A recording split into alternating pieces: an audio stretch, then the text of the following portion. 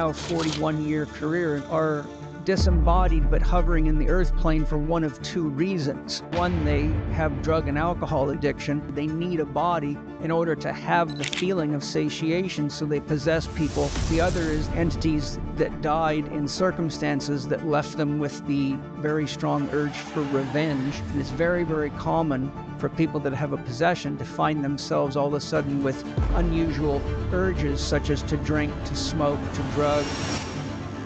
Some people are possessed enough that they're not noticing it. They just act it out. So one of the tips is that... Paul Chek, thank you for being here. My pleasure. Thank you. What is an entity, and what is an entity extraction? Essentially, an entity is a conscious agent within you that is not you. It's something, conscious entity that is other than yourself. And most of what people think are entities are actually not entities. They're what Jung called complexes. A complex in Jungian psychology is a network of emotionally charged neurons that connect by association and develop an autonomous personality in and of themselves. So eventually they begin to be so charged and so heavily connected throughout the nervous system and brain that they take on an autonomic personality, which leads to what is called multiple personality disorder. Many people have some variation of that. It could be borderline personality disorder or multiple personality disorder. Jung, in his work, identified people that he worked with that had as many as 100 different personalities in them. I've worked with many, many people with these kinds of challenges. Now, in Native American Indian philosophy, what causes these complex often leads to what is called soul loss. So the trauma of an event, for example, a child being traumatized by the parents or sexually abused or any kind of abuse that's enough that the child feels so threatened that the conscious sense of itself tries to escape the body, can lead to soul loss. So if that aspect of the consciousness of the child, for example, if a child is sexually abused, it's very normal for the soul to retract itself from the pelvic girdle, and it'll sit outside the body. The challenge is whenever we have soul loss, that fraction of the soul stops its psychological development at point of trauma. So many of what people think are entities are actually the fragments of the soul, and those aspects of the soul now become like watchdogs. So they're constantly surveying the environment, looking for any linkages and associations to the trauma. For example, if you were traumatized by your father and he has dark hair and he was wearing a white shirt and blue jeans with a black belt, now anytime that soul fragment sees a male, that will set off a charge. If he's got dark hair, it sets off another charge. If he's wearing a white shirt, black belt, and blue jeans, it amplifies the charge. And that part of the soul will try to get the awareness of its own soul construct and let it know that it's in the presence of danger. And so typically what you see is a lot of anxiety in people whenever any aspect of the soul that's fragmented begins to perceive that there's a threat in the environment. And because so many people have a lot of these unresolved complexes or soul loss in Native American philosophy, I've worked with people that had 32 fragments to their soul, and it took me sometimes 3 years to reintegrate them for them. Identifying them is easy, but it takes a fair bit of work for the client or patient to do the integration work, because the trauma is actually often so strong that that aspect of the psyche wants to stay outside and watch to protect it, because it is stuck in time, so it can't see how the individual has moved on or maybe even healed the relationship with their abusive parent. So it still is stuck in that time. And so part of bringing the fragment back in is to make it aware that, maybe you've healed, or that you've now got freedom in your life, or that you've got joy in your life. And so you actually have to develop a relationship with these soul fragments and parent them back into you, which is more than I can explain on a podcast of the techniques that I use.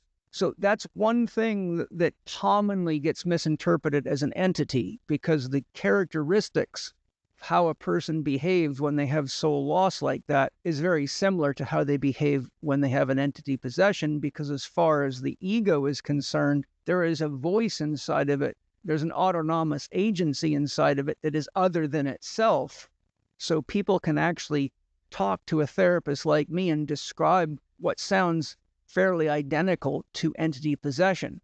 One of the distinguishing ways to know that you have an entity is, first and foremost, when we get possessed by an entity, which is a disembodied soul.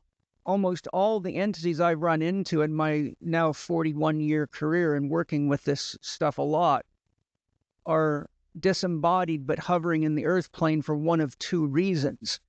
The two most common reasons that entities stay in the earth plane and possess people is, one, they have drug and alcohol addiction, and without a body, they can't satiate that. The desire stays in the astral body, but the physical body is where they have the feeling of the fulfillment of the heroin, the alcohol, the cocaine, or whatever it might be. So the desire to fulfill that need or way of medicating oneself is so strong that even when they drop the body, they need a body in order to have the feeling of satiation. So they possess people.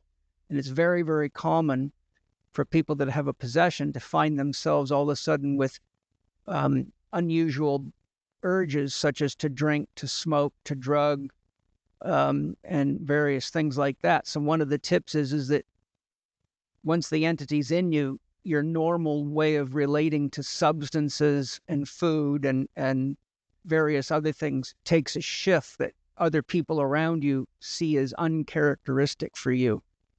And some people notice it, but some people are possessed enough that they're not noticing it. They just act it out. The other is that entities that died in circumstances that left them with the very strong urge for revenge will often try to possess people as a means of using that body and mind to enact some kind of retribution for how they were killed.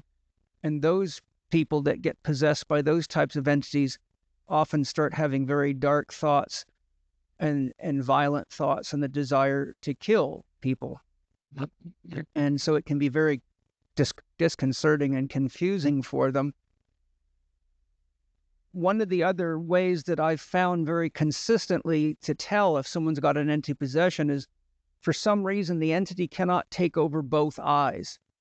So often when I'm working with people that have a possession, when I'm talking to them, one eye will be focusing on me and the other eye will be looking off, oftentimes looking around the room. It's as though there's two people in the body and one eye is under control of each of them, the one that lives in the body and the one that's possessing the body. So some people aren't aware enough of what they're looking at to see it. They might just think that this person's got weird eyes. But I've seen this in many, many cases. And then once the entity is extracted, they now have access to both of their eyes. So there's often very unusual shifts in behavior, like someone that normally went to bed at 10 o'clock at night all of a sudden wants to stay up, watch TV, and be up all night, and it causes them a lot of trouble because maybe they got to get up at 6 in the morning every day to go to work. They often have problems managing relationships where they didn't have those types of problems before. Pretty much everything and anything that was normal and characteristic of them, from the things they read to the things they like to eat to entertainment that they like, can all change quite quickly. It may be one or two or three or a whole radical change. And often family members or people close to them realize something's very different here. And I've seen many, many people get entity possessions in group ceremonies with ayahuasca and any of the plant medicines, because once you take a psychedelic drug into your body, research shows, and I've seen the research, and they've measured this a variety of different ways, but what they do is they monitor the energy field of the body, and they find that as the drug comes on, the chakras open and the energy field expands. So the layers of your aura expand, which means you're open. So if you're with somebody, for example, that you're really in love with, your aura and your chakras will open to receive them. If you're with someone that is threatening to you, your energy field will collapse and create like a energy shirt, a protective barrier, and your chakras will close down. And the research shows that on average, it takes 2 weeks for your energy field to reach the point where you can regulate it normally. And therefore, there's a 2-week period beginning from the moment the drugs come on for the following 2 weeks where a person cannot regulate their own energy field, and that makes you permeable to entities. They can walk right into you. And so I've had quite a number of people go through the kinds of symptoms and changes I've just described, who heard about me or listened to my podcast or knew people that knew me and had to come to me for entity extractions. And I've had cases with multiple entities in them that came into them in an ayahuasca ceremony or a mushroom ceremony or things like that. And very few people that run these things know how to clear the space and create a sacred space and a protective space, nor clear the individual, nor what to do with them when they have these problems. So unfortunately, this is going wild all over the world right now. On what plane of reality do entities exist? Are there entities in the room with me right now, but my body is not perceptible to them? Do I have some type of immunity if I am embodied or in a certain type of resonance? Are they always there? Like, where do entities exist? Are they contagious or can I make out with a girl or a guy and be permeable? And entities are always trying to trade up. Just like you want the most beautiful, probably most intelligent woman you can find as a man, unless you're the average man, then you want a beautiful, stupid woman you can control. But I'm married to 2 beautiful, highly intelligent women because I'm here to get a job done in the world and I need people to support me. So I went for the most beautiful and most intelligent woman Great Spirit could support me with, and I hit the jackpot twice, fortunately. The key thing is that to the degree one does not fully inhabit their body, like I said, if someone's sexually abused, they often disembody their pelvic girdle. If people are heartbroken, they will also extract themselves from their heart. When people, for example, women that don't like their breasts will extract their soul from their chest because they actually have a negative, often even hateful relationship with a body part. So whenever someone's not fully inhabited, that part of their body is open to any entity that wants to enter it. And in my third eye, when I look at people like that, they often have black holes in their energy field, or it looks like if you've ever seen a mirror that's been punched or hit and the glass fractures and pieces of it fall out and you see the black of the mirror where the glass is gone. So often after psychedelic journeys where people have been taken too deep and it scares them so bad it literally has a fracturing effect on the psyche, I can see holes on the energy field that are black, so they draw in light instead of pushing the light of that spirit out. So anytime that a person for any reason is not fully inhabiting their body, they're leaving themselves wide open to an entity that wants to possess them. Most of the entities are in the astral dimension, because when your physical body dies, you instantly are in the astral dimension. And so there's a whole process that goes on in the astral dimension. But one of the most common things you hear in near-death experiences is that people will go through a process, but then there will be a very powerful light that appears, which is often said to be the light of God, but and I believe that's what it is. And so, but if a person, for example, has a fearful relationship with God, which is one of the things that I find very disdaining about the Abrahamic religions, especially, is they all create this fear of a God that'll punish you and burn you in hell. So if a soul, for any reason, feels guilty, shameful, or is in a state of self-judgment for anything that it's done in its life and can't face God, then a lot of those entities will not enter the light, so they can hover in the astral plane for very, very long periods of time. I've run into many of them and helped many of them transition in my work. There's a very good podcast, by the way, on my podcast with a psychic medium named Sally Crow, who's famous for working with people in the afterlife, and my wife, Angie Chek, who's an expert at that.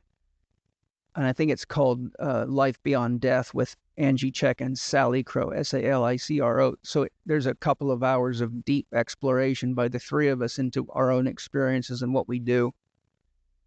But the answer is that most entities are in the astral dimension. Now, the astral dimension is not somewhere out there. The astral dimension is a much higher vibrational dimension that penetrates this dimension. So just like right now in the room you're sitting in, there's television waves, radio waves, microwaves for cell phones, and a myriad of other frequencies that are just above or below your sensory perception. The astral dimension interpenetrates the physical dimension like water is penetrated by wet, metaphorically. You can't separate water and wet. You can't separate the physical and the astral. And you can't separate the physical and the astral from the mental, because they're like higher vibrational entities condensing down into the lower dimension. So whenever God dreams itself into existence, consciousness condenses itself into form. This is why Cheng Tzu says emptiness is form and form is emptiness, because all form emerges from emptiness and ultimately returns back to emptiness. So there's a condensation of consciousness in these higher vibrational dimensions, which is what your chakras do, is connect to different levels of vibrational reality, dimensional reality. The lower three are in the physical. Then the heart integrates the upper three. And so the fifth, sixth, and seventh are very much in the astral and the mental and the higher mental dimensions. And those are the layers of a human energy field which are interpenetrating the body.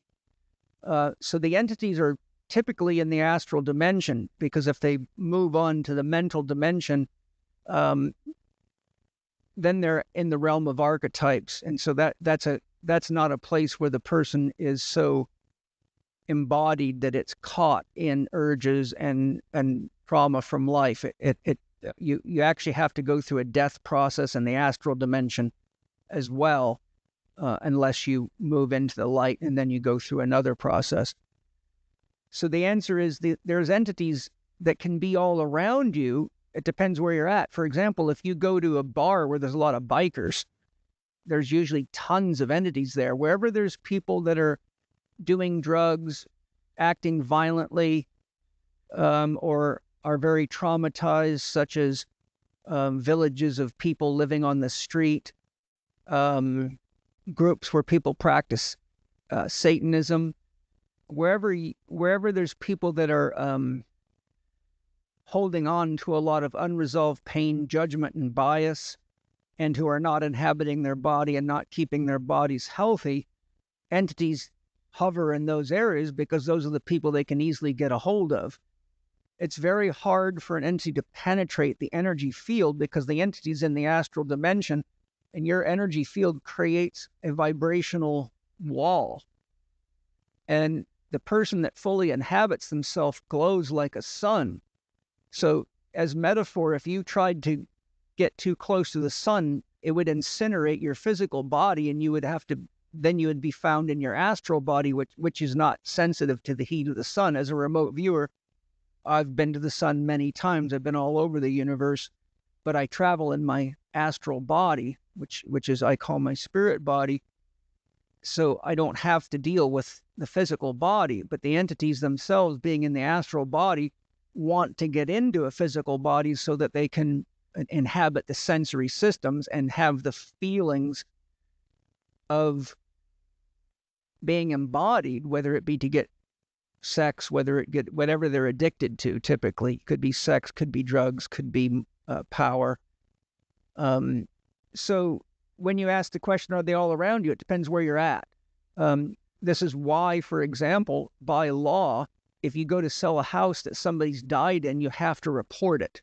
It's illegal to sell a house that somebody died in without reporting it. Why? Because one, children, especially up until about 5 or 6 years of age, are very conscious in the astral dimension, and they haven't fully inhabited their bodies yet. So what most people refer to as ghosts, they see just like I'm looking at you right now, and it can be very scary for them. And so there's also a lot more people that are sensitive to people in the astral dimension than the public is consciously aware of, because it's kind of a social taboo to talk about those things, unfortunately. It didn't used to be, but it is now. You can thank the Christian church for a lot of that. You can thank scientific materialism for a lot of that. So what I'm saying is, if you're in a space that is inhabited by people that put off a vibration that is more oriented toward love and connection, and not separation and lack or fear or judgment, if you're in an environment that creates more of a supportive environment for integration of the whole being, there's really nothing there for entities to sustain themselves. But as soon as you get people that are doing dangerous drugs, that are oriented toward emotions of anger, violence, hate, resent, revenge, the entities feed off of that, because like attracts like. So entities that left the world in a state of anger, vengeance, or addiction are only able to effectively come into resonance with people that have the same resonant vibrations, and the other ones have too much light and too much coherence for them to enter. So it would be for them like you trying to walk through a wall. But if someone's vacated themselves or is living in such a way that they're not coherent as a person, then it would be like you leaving the front door of your house open all night and wondering where your furniture went when you wake up in the morning, because you invite criminals into your house by not creating a safe container for yourself. Are entities souls with unfinished business in a way, like on this plane of reality? If someone, is it come from a previously embodied human, and when they pass, they kind of don't have proper passage? Is that what an entity is? Well, an entity can be a human, and most of them are, but they can also be non-human. You can have entities that come from areas of negative energy in the earth. You can have entities that are animals. These are less common than human possessions, but I've seen people possessed by very strange things that were even shocking for me to find. But you also have entity possession. Another version that's very common is through what are called egregores, or thought forms. And an egregore, for example, any thought produces an image in the astral dimension. So I'll give you a case history. I once had a woman come to me who was emotionally very distraught. She was in her 30s, and she was referred to me by her boyfriend, who is a Chek practitioner, who felt, for all the reasons I've outlined, that she might be possessed. And her behavior could be very erratic and unusual, and all of a sudden she would turn and act in ways that were completely uncharacteristic to the way she typically was in the relationship. And it could happen unexpectedly, and it often happened if they were having any kind of disagreements over things. And so I worked with her and I analyzed her, and I identified that she indeed did have an entity possession. But I found something very strange and unusual in her, which I have seen since, but she was the first one that I actually saw this, and this was probably 20 years ago. And so because I'm clairvoyant, I can look inside of people, and what I saw was, one was like a little toy donkey, but it was animated. Another one was like a teddy bear, and the other one was some other little creature that looked like something kids would play with, but these things were animated and they were talking to her and they were constantly trying to get her attention. And so when I investigated her childhood, I wanted to see what happened in the period of her childhood, because these were children's toys that were now animated. And so it turns out that she was from Australia and she lived a long ways out in the countryside, and both of her parents were medical doctors, and she was Iranian and her parents were Iranian, and they were immigrants. And apparently that was the only place they could afford to live, and both parents had to drive, I think, an hour or more into the town near them where they worked as doctors, but they couldn't afford a babysitter. So from the time she was about 5, if I remember right, she had to spend the whole day at home alone. And she was so isolated and alone that he began to dream up imaginary partners, and her child mind dreamed up these little characters, one that looked like a horse or a donkey, another one that looked like a doll, and another one, I can't remember what it looked like, but it was clearly an astral entity. And so when I was doing the entity work with her and looking inside of her, I explained to her what I was seeing, and she looked shocked. And she got quite emotional, and she started to cry. And I said, "What are you experiencing right now?" She goes, "It's been so long since this happened in my life, but you've just made me realize what it is that's inside of me." She said, "When my parents used to leave and leave me at home alone, I was so alone that I dreamed up exactly the beings that you've just described, and they were my friends, and I would play with them all day because I had nobody else to play with." And so what happened is she had dreamed these thought forms up, and she'd poured so much of her emotion and her psyche into them that she actually, you could say, ensouled these astral beings with a projection of her own psyche. But they had begun to feel alone and isolated and frustrated that they couldn't get her attention anymore. So they had reached point of such emotional charge that were coupled with the complexes in her own psyche from the trauma of being alone, that they were now acting negatively to try to get her attention. They were essentially throwing what would be like a temper tantrum that a child would throw, but inside of her. And so whenever she would get into a situation that would trigger off emotion, like an argument with her boyfriend, for example, or feeling fearful that she wouldn't make enough money this month, or any number of triggers, these entities would react inside of her, and her personality would change and her behavior would change.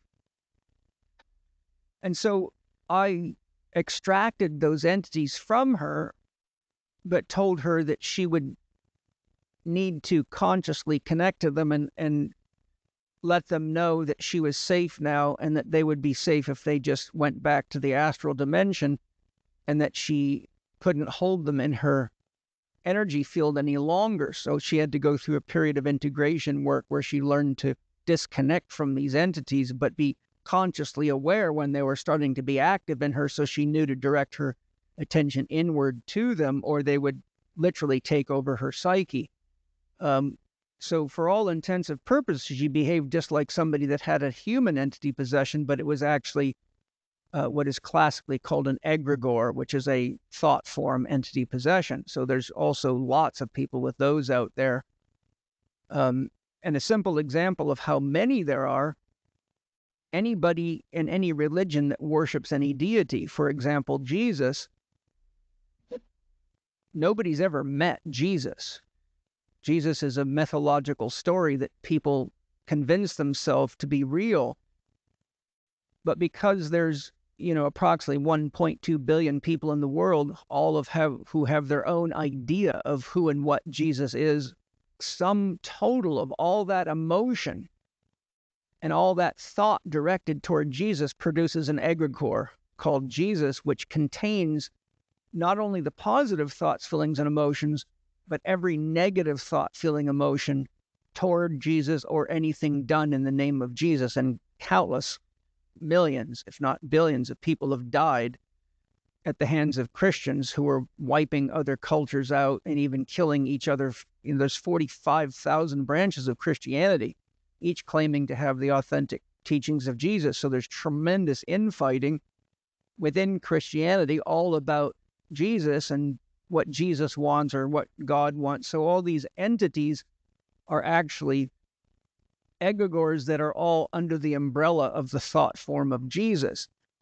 So you now have a thought form that acts through the psyche of all the people that believe in Jesus and carries with it this tremendous polarity from onward Christian soldiers marching off to war with the cross of Jesus going on before, which is sung in Christian churches all the time, which is completely and utterly antagonistic to who Jesus was meant to really be, to this unconditionally loving being called Jesus. And so this entity or this egregore actually possesses people and resonates with them at the level of their own psychic development and their own level of awareness. So the negative aspects of Jesus are used to justify negative acts towards other people by Christians in the name of Jesus, yet those that are, we could say, have evolved to the point of trying to live as unconditionally loving as possible, resonate with the aspects of the egregore that tune to that frequency, which is sympathetic resonance. So you have an egregore for every sports team. You have an egregore for every company. You have an egregore for every governmental group. Wherever people get together with a common identifier, dream, goal, intention, an egregore is created out of those. And those things are very, very powerful and very real. There's a great book called Egregores. I think it's by Wasserman. And it's very thorough and it's very real. And it shows you how cults are largely governed by and controlled by the egregore of the cult, and why it is so hard to get people out of cults due to the egregore possession, and what has to be done to remove people from cults, which is probably a lot more than we want to get into right now. But when you actually understand thought form entities, they're all over the place. I used to make a habit of, because I spent 25 years traveling around the world lecturing, one of my hobbies was to go to churches or temples, mostly churches because there's so many more of them. And I would just stand next to the church and put my hands on the wall and turn on my clairvoyance and look and see what was in the astral dimension all around the church. And I could see all the thought forms and emotions, and I could tell just by standing there what the vibration of the collective of people in that church was, very easily, because I'm very sensitive to those vibrations. But I would actually be able to see all the thought forms hovering around, in and around the church, because they float around kind of like, if you've ever seen balloons that got loose from a celebration, how they float up in the air, but they can only go so high. And they'll sit there, then as the helium gas breaks down, they'll start sinking down. So if you can imagine around a church, in what would look like your aura is all these thought forms moving in and out of the church, just like wind moves balloons around. And it's easy to tell what the resonant vibration of the people in the church is by what thought form entities are floating around the church. How could a person tell if there was an entity living in their home? If they're a 45-year-old, a little bit more denser than like an ethereal, metaphysical, shamanic type being, plumber in Connecticut. How could a person, plumber in Connecticut, determine if there is some type of entity in their home? And would people in that home be susceptible to that entity jumping into people passing through that home? Well, absolutely. Anytime there's an entity, a disembodied soul, I'm speaking of a human entity now, anybody that has any of the criteria that I've just mentioned to you previously is open to an entity no matter where they're at. That's just a fact. Some of the ways that a person could be aware there's an entity, and it depends on the energy of the entity, because entities are as varied as human beings are. So you've got, very unhealthy, very judgmental, angry human beings, and depressed human beings, and anxious human beings, all the way to very loving and very wholesome human beings. We have an entity that lives in our main house. Someone died in our main house. And in the previous house I lived in, that Penny and I bought and lived in for 13 years, they announced to us when we went to look at the house that the people that built it, it was either the mother or the father, the wife or the husband's father, that had died in the house. And within a day or two, Angie and I, and Penny, who's not clairvoyant and usually doesn't see these things, actually could see this entity and described him to me and Angie, and was exactly bang on. So it was kind of a shock for all of us, because it was the first time Penny actually saw an entity, because she's more of a left brain, logical, rational person. She's not really into a lot of metaphysical stuff. But he looked like this one, for example, he looked like a well-dressed man of about 75 to 78. And he looked like he was dressed for Sunday school. He wore really nice clothes and a hat. And for example, when Mana was about 3, I used to see him standing out in the garden having a full-blown conversation with someone, but he was looking up like he was looking at somebody, but in the physical world, there was nobody there. But in my inner vision, I could see he was talking to this man. And so once I saw the man was there, I went to him in my spirit body, and I said to him, you can stay here, but you must never hurt, confuse, or do anything negative to my family, my children, or anybody that ever visits here. And he told me with assurance that no, he just loved it here and didn't want to be anywhere else. And he asked if he could stay. And I said, sure. And in our big house here, there's also an entity that died in the house.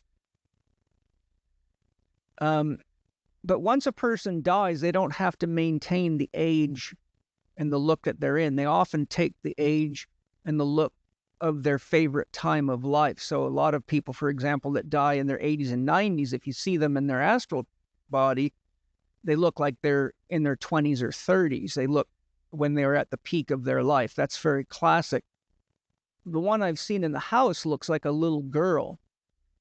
But the answer to your question is some of the ways you can tell. You could be, for example, sitting and maybe reading a book or watching TV and see something moving in your peripheral vision. Most of these things are picked up by our peripheral vision. The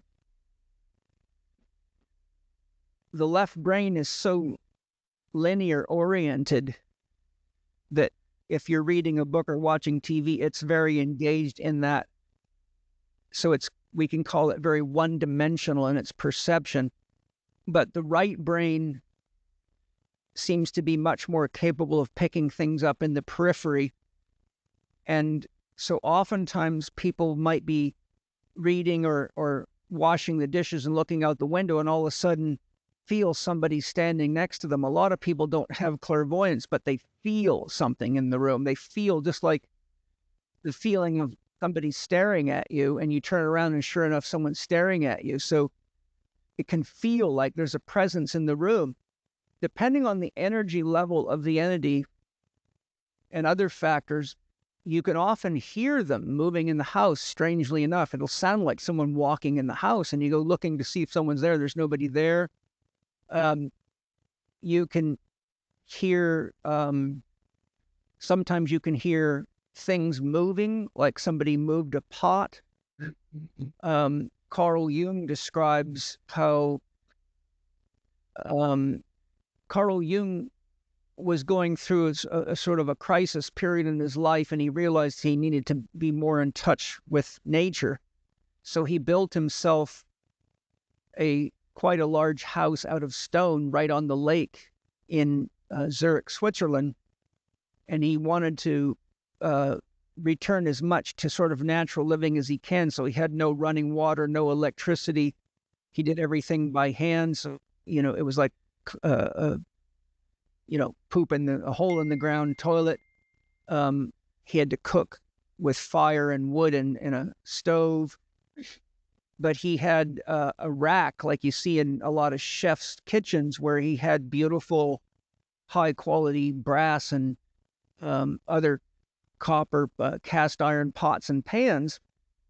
And he describes how the spirits of the house would try to get his attention if he wasn't connecting to them enough and putting enough of his love and attention into them, and that he could be sitting there having a conversation or reading, and all of a sudden the pots and pans would start clanking like wind chimes get banged together when wind blows, but there would be nobody there.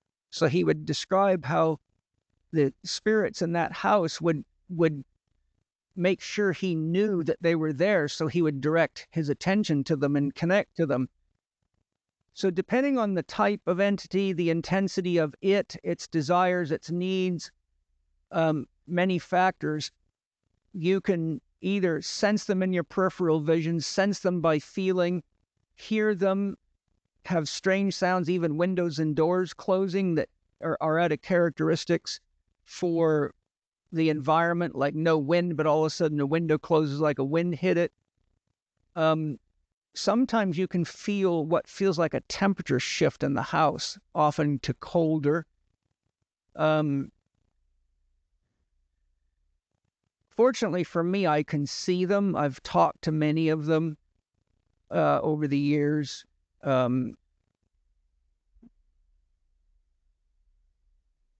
Those are the main things. But one of the fastest ways to know you've got an entity in the house, two ways, is one, if you have kids that are less than 6 years old and haven't gone through too much trauma or indoctrination yet.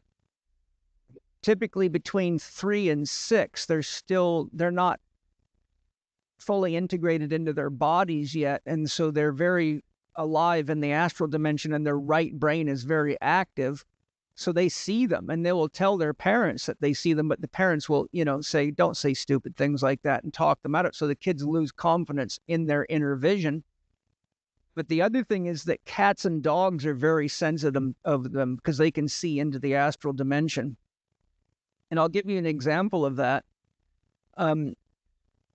Many years ago, I was visiting our UK distributor for the Chek Institute, and she'd recently bought a new house with 3 levels, and she had a dog. And I had just arrived there. I'd only been there for about a day, and her upstairs was kind of her living room, and it had a lot of windows, and this is outside of London, in a small town outside of London. In those days, I was doing a tremendous amount of research. So when I wasn't teaching or working with clients, I spent most of my time studying. And I was up in her living room area, and all of a sudden, I felt something come into the house through the window, and I looked, and it was a cat. And her dog happened to be laying on the floor with me, just hanging out with me, and it started chasing the cat all over the place and barking at it and trying to catch it. And so I said to Alex, our distributor, I said, do you know that you have cat entity that lives here and hangs out here? She looked at me in shock. She said, oh my God.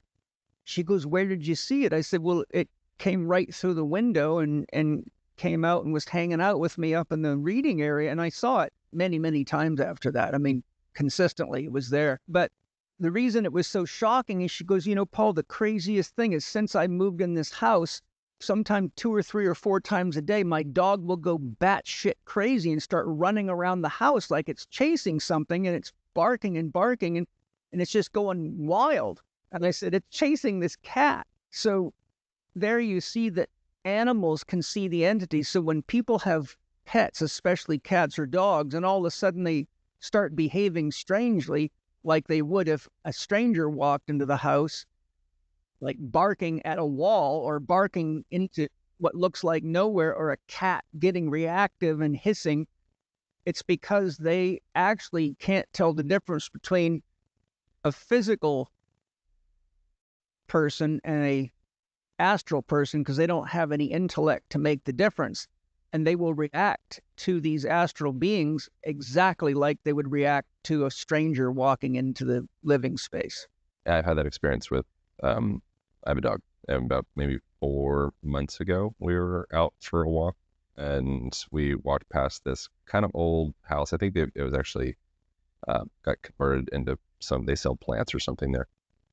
And we were walking past the house and the sidewalk, and suddenly she became very alarmed about Yeah. whatever was down this driveway. And there was nothing. I'm looking for everything, and it was like she was looking very specifically at something that I Yeah. was not able to detect. I'm skeptical. So maybe she saw something, some whatever thing somewhere else in the distance. I'm still open to that, but I cannot detect what it was. And she was backing up from it, and then she'd go towards it, and then she'd get scared and back up from it. And every time we walked past that house, she would go on alert. We only walked back once again just to experiment.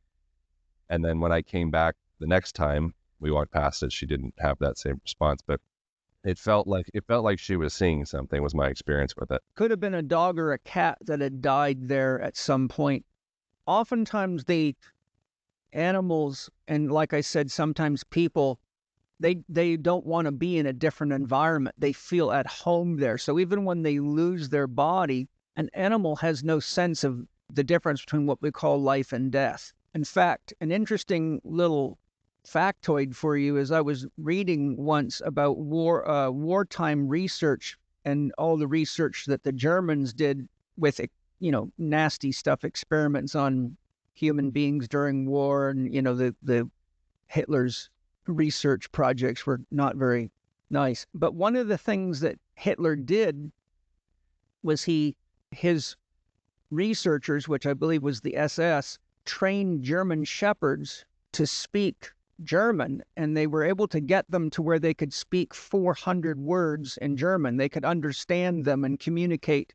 So the dogs couldn't speak German, but they could understand it. But what they did was they developed a code, kind of like Morse code, so they could ask the dog a question and the dog could scratch a piece of wood. They would put a piece of wood on the ground like a scratch pad. And just like you have Morse code, they could ask the dog a question, and they trained it to speak back to them in this code, which would be translated into German. That's how they trained the dogs. And like I said, the dogs were able to handle about 400 words in German. And one of the questions they asked the dogs is, "Are you afraid of death?" And consistently, the dogs told them there is no such thing as death. So that was a very interesting thing that came out of that research that I thought was quite profound. Ibrahim Karim, the founder of Biogeometry, who's an extremely tapped-in human being, says that all animals essentially live in what we call our right brain, that they have very little to no left brain function at all. So there's no barrier between dimensions for them. In other words, a cat that's astral and a cat that's physical are just cats to them. So that's another way, is to watch the behavior of animals, particularly cats and dogs, because they both are very sensitive to astral entities and react to them just like they would, and human entities as well.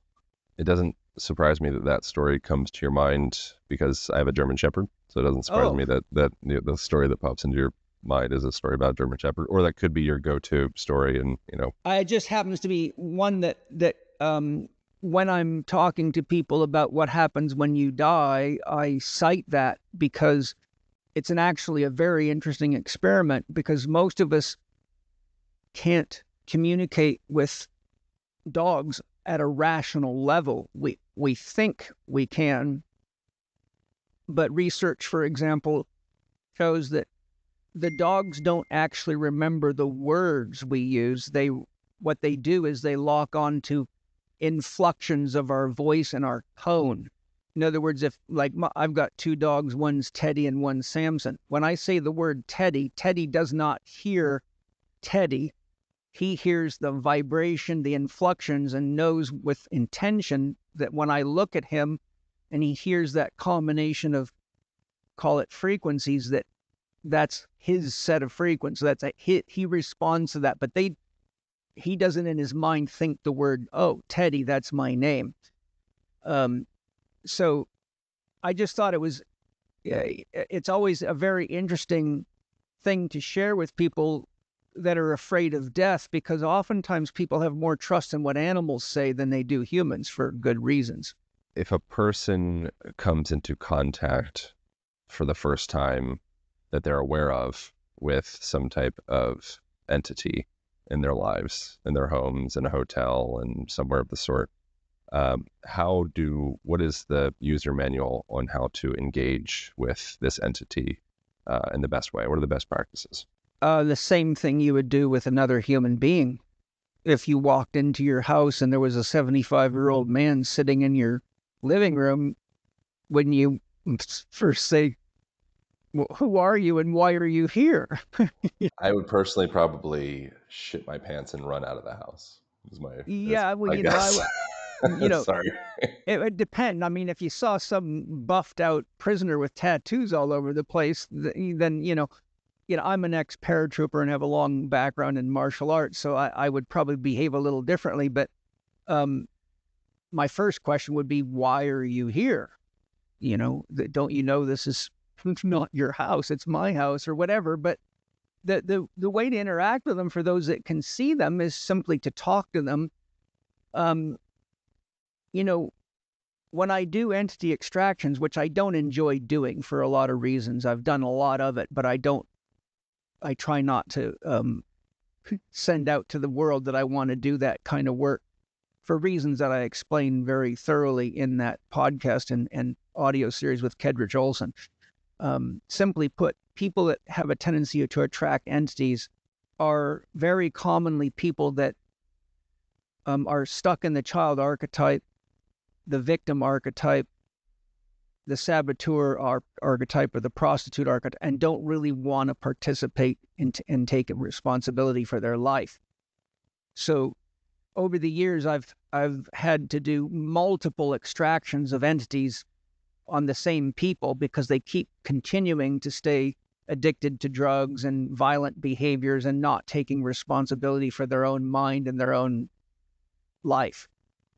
And so I don't enjoy working with people that don't really want to heal. And when they come to me with entities, they say, look, this is a sign you really need to start taking responsibility for yourself, because if this is happening to you now, it means essentially you're getting worse, not better, because you're becoming a target for entities that know that you're easy to take over. And that makes your life more complicated, and it makes your relationships more complicated, etc. So having dealt with so many of these people, I saw there was a common gestalt at play. That doesn't mean that others don't get possessed. I've seen good people get possessed, which is very, and when I say good people, I mean people that shouldn't really be dealing with a possession based on everything I've shared here. But there can be things that happen. And so the good news is once you take an entity out of a person like that and identify any factor that they have, some factor in their life could be maybe they're going through a divorce and they're very angry. And so that's an unusual state for them. When I teach them what they need to do to protect themselves from entity possession, they'll do it, because it's usually very disconcerting to have an entity in you. What would be, so if you experience, probably most people, I would presume, are not clairvoyant in that way, and they have different types of voyances. Maybe they feel, maybe they hear, maybe they, internal messages, something of the sorts, just like a kinesthetic type sensation. Maybe it's a temperature thing. But if it feels clear that there is something among them that is, not on this plane like human, what would be next best practices to follow? Direct your attention to it and simply ask it, who are you or what are you and why are you here. The way you hear an entity, they speak telepathically. That someone in the astral dimension, you can look and see their mouth moving, but your physical ears don't hear it. So it would be clairaudience that you'd have to hear it in. To see it, you have to have some degree of clairvoyance. We all have voyances. It's just most people don't use them, so they atrophy. But the simple and criteria or prerequisite for communicating with an entity of any type is that once you state a question, you have to completely empty your own mind of your own thought. So if pretended you were an entity and I said, Aaron, this is me pretending you're an entity, who are you and why are you here? I wouldn't hear what I would hear right now on this podcast through my ears.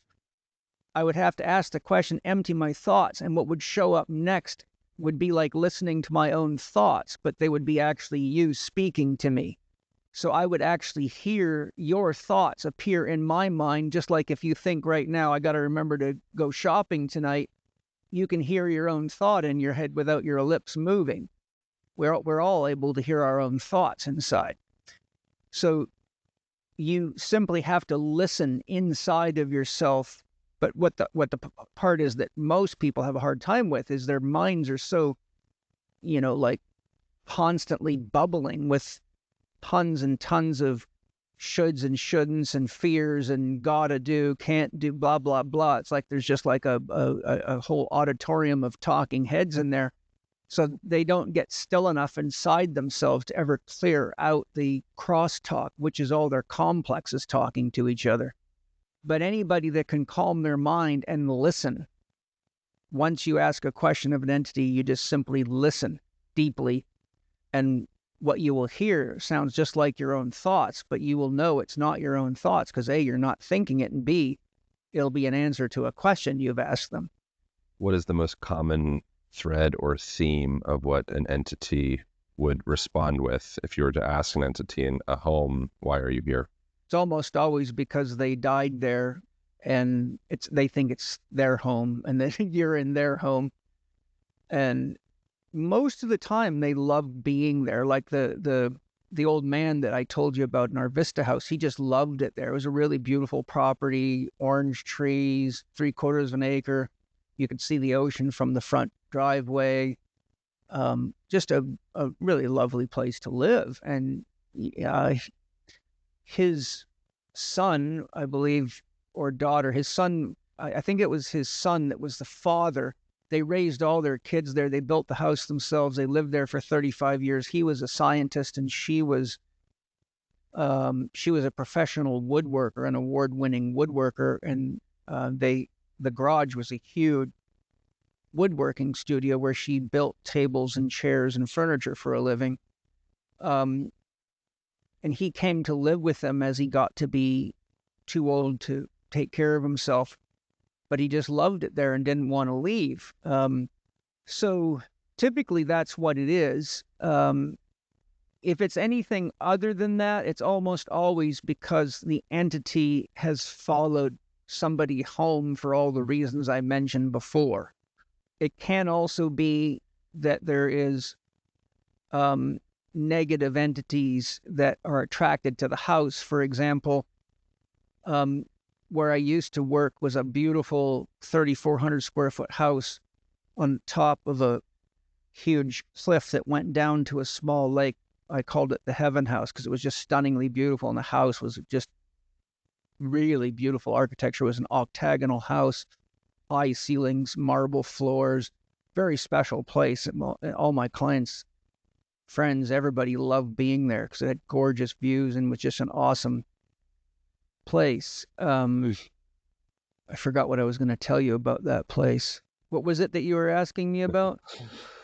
What is the most common question that they would ask or response to the question? Oh, yes, thank you. So why I was mentioning that is that, I moved there to get away from people. It was it was 20-minute drive out into the middle of nowhere for me and barely could get internet connection out there, which made it really hard to do client coaching and things like podcasts.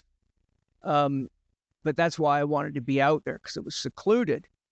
But I'd only been in there for 1 month. I came to work one day and the house was trashed. My computer was ripped off. My very expensive high-end Mac screen, big screen I use for, doing image work and stuff like that, was gone. The door had been kicked in. But interesting, when the sheriff came out to investigate, he informed me that that house used to have a meth lab in the garage, and that he had to come out there, multiple times in the past due to violence and other stuff like that. And now I had done a thorough clearing on the house and used a shamanic clearing and sage and everything else. And he suspected that the reason it got broke into is because people that knew there was a drug lab and there didn't realize they were gone, and they came into the house looking for drugs or to steal anything they could sell to get a drug fix. So the point I'm making is, if you're in a place where you've had a cult, or you've had a lot of drug use or drug manufacture or violence, or people practicing black arts, anything that creates a resonant field that's attractive to entities of that type can cause a possession of any kind of house or building. How often would an entity that a person would come in contact with have malevolent intentions? Well, it's hard for me to really answer that objectively, because most of the people that come to me because they're having a lot of problems with entities, and they were already having problems to begin with, which is what set them up for this. And so the people that come into contact with entities that are not negative don't come to people like me, because to them it's not scary. It's very interesting and fascinating. They often develop relationships with them and learn things from them. So you normally only hear about the negative ones. So I can't do justice, because I don't know what percentage of people that have contact with entities are having positive contact. I only know that the ones that come to me for help come because they're it's really turning their life upside down, causing a lot of trouble. But I would imagine it's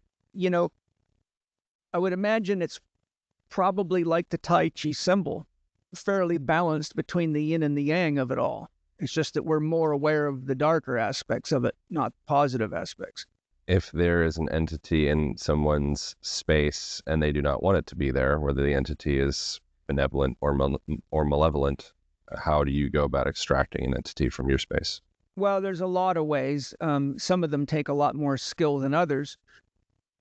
One is you can just get everybody in the house together in a circle, hold hands, do a prayer, and first fill yourself with unconditional love, and then fill the house with unconditional love. Bring the vibration up as high as you can, and then direct your attention to the entity and say, thank you for leaving our sacred space. This is our home, and we need to have the sanctity of our own home, and we would like you to please move to the dimension which is your natural home at this time, not here. So oftentimes it just takes a prayer with clear intention, and also the intention to fill the space with your own love, harmony, and energy. Most entities have a hard time existing in high vibrational energies of love. That's one of the fastest ways to protect yourself, is just keep your heart open, try to live from your heart, because quite a lot of the positive entities would never do anything to infringe upon you. Just they'd be respectful, just like a human being would be respectful to you. Like someone coming to your door to sell you a vacuum is not going to sneak in the house, surprise you, and put you in a chokehold and say, buy this vacuum or else. So with negative entities, there's almost always, in all my experience, there's something that they want or need that they can't get, and they think that they can get it there. But almost always what it is that see, a lot of entities, because they don't have a biological system, they don't eat and breathe, and they don't create life force energy, which you have to do to keep your body alive. They actually have to feed off of people's emotions in order to get the same thing you would get from eating and drinking and what we would call acquired chi, technically. So negative entities, like places like biker bars and fights, and wherever people are doing alcohol and drugs and acting rowdy, because they go and actually feed off of those emotions, just like you drink water and eat food. So you won't get rid of negative entities in a house where there's a lot of attractive energy that feeds them and they resonate with it because they get excited and enthralled by it. So just the way people are often very attracted to violence, and we love boxing and kickboxing and murder mysteries, a lot of these entities are attracted to people that live in the way that they're accustomed to because they feed off of it. Again, like attracts like. That's the law of resonance. What happens if a person, thank you for entertaining all these questions. I find this very interesting. Not exactly what I thought you would be talking to me about. What happens if a person responds with fear or terror? It depends on the entity. If they're there because they want power over people, then that will just feed them and make them stronger. And it gives them that sense of entitlement and empowerment. When I'm doing entity extraction, I have to be very, fortunately, I have a background in, as a paratrooper in martial arts, and violence and fear and death are things I've confronted many times in my life. So I know how to stay centered in myself and not lose composure. There's a lot of things they do to you at the elite level of training as a soldier to teach you how to stay centered in yourself in extreme situations. Otherwise, you could start killing your own fellow soldiers, not realizing what you're doing. So I have to really stay very centered in myself and very clear, but because I understand who and what they are, I am very direct with them and say, ask them, what is it that you want? Why are you here? And you don't belong here. And I tell them, if you don't leave now, then I will use my abilities to extract you. So there's things that you can do that this gets to be a bit technical for a podcast, but it could be the use of certain frequencies, such as tuning forks that repel them. It can be prayers where I bring in healing guides or angels, or I will call on higher dimensional shaman that have very high powers that will come support me in basically pushing them back to the astral dimension. There's other things you can do if you study the lore on the topic. One thing you can do is you can take salt and put a trail of salt around all the perimeter of the house. You can do it inside and out. Salt, are you aware that, for example, if you want to keep flies away, you can put these things that hang in your doorway and they reflect the light, and birds don't like them either. So like in our orchard, we hang these reflectors because it freaks the birds out. So the salt actually scatters light, and so it creates like a wall of light that entities have a very hard time passing through. So an ancient technique is to just like the Taoists do sand mandalas. You've ever seen the sand mandalas? So if you how when you make cakes, you can squeeze the icing through a tube with different sized nozzles, and you can make happy faces and draw things. If you get a funnel and fill it with ground salt, you can use the funnel like a pen, and you can circumscribe the whole house and leave a continuous bead of salt. And then the entities have a very hard time possessing the house.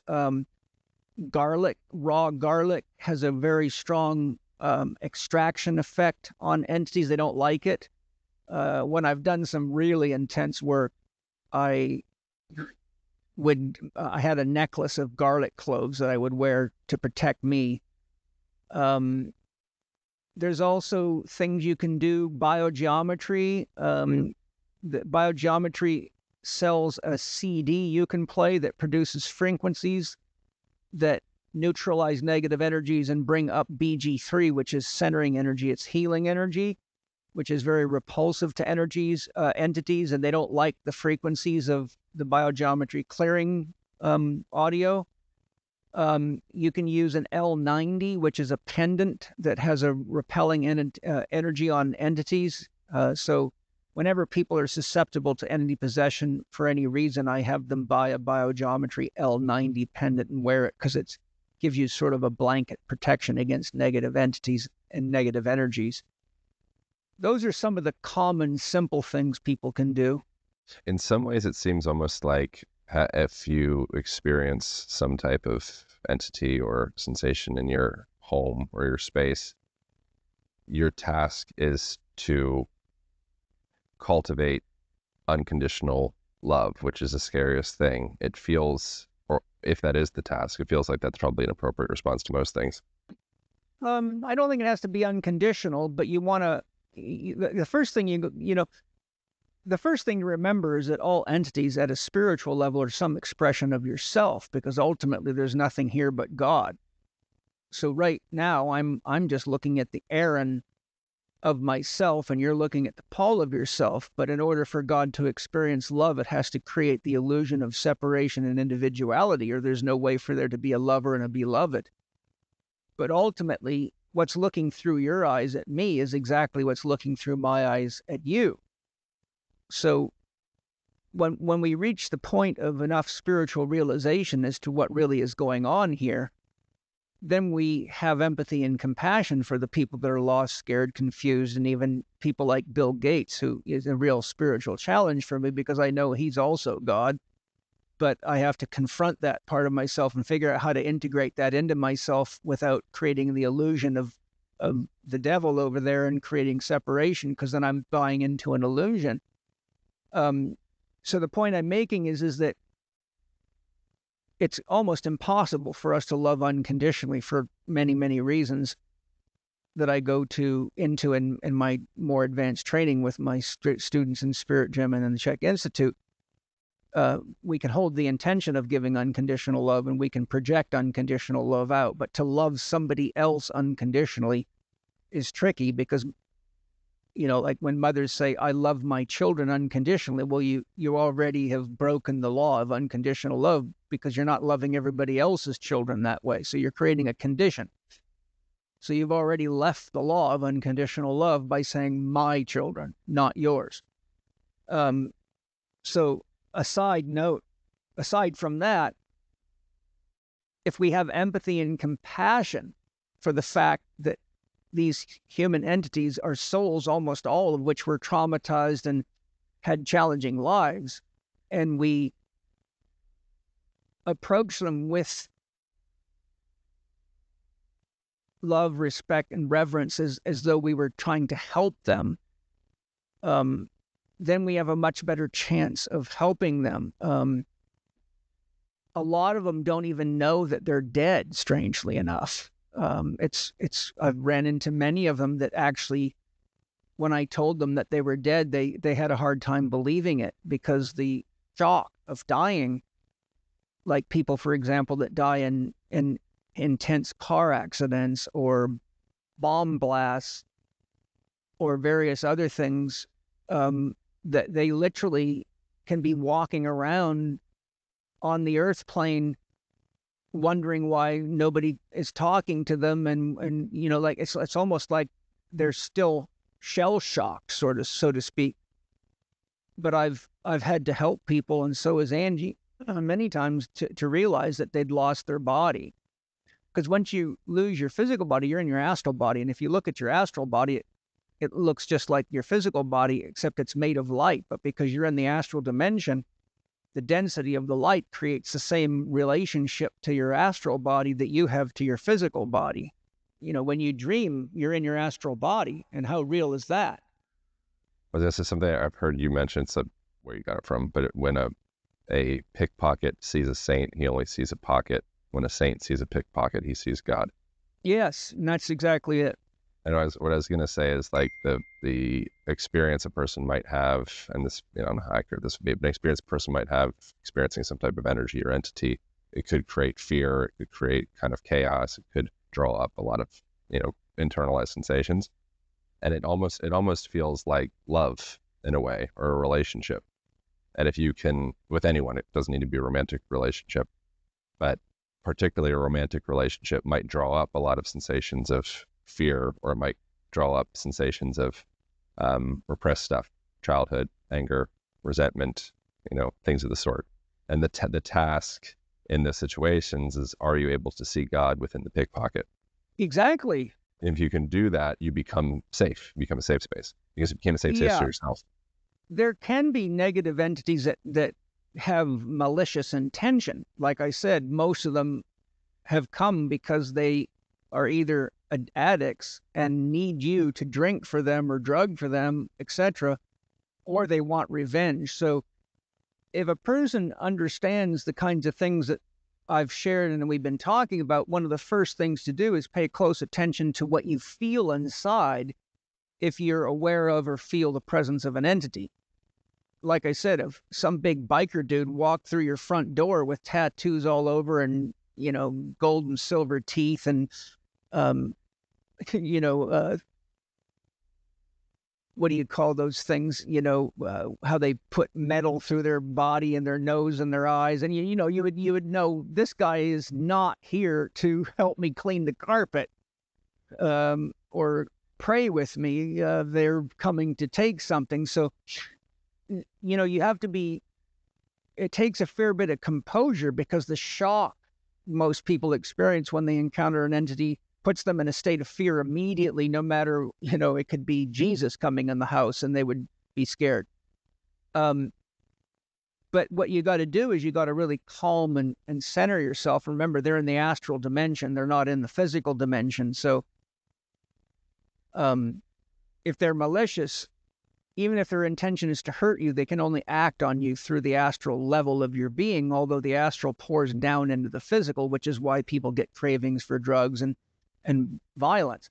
But the point I'm making is, it's not like they can stab you with a knife and hurt you. To the degree that you realize what's happening and you center yourself in yourself, that act alone right there makes you quite a lot more safe. But then when you remember that most of these are traumatized people, and you approach them with the intention to, ask, what is it? Why are you here? What's going on? What do you need?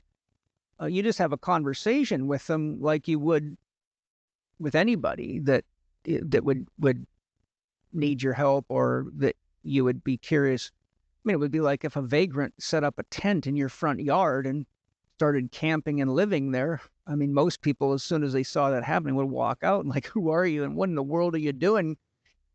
Putting a tent up in my yard, and inviting your friends over to smoke pot and drink and stay up all night. If a person truly doesn't fear death or the transition of this body, what does that do to a person's life if they're actually come into a relationship of there's no resistance or contraction or pushing away or pulling or anything with the dynamic of transitioning out of the body? What happens? Quite simply stated, they live fully.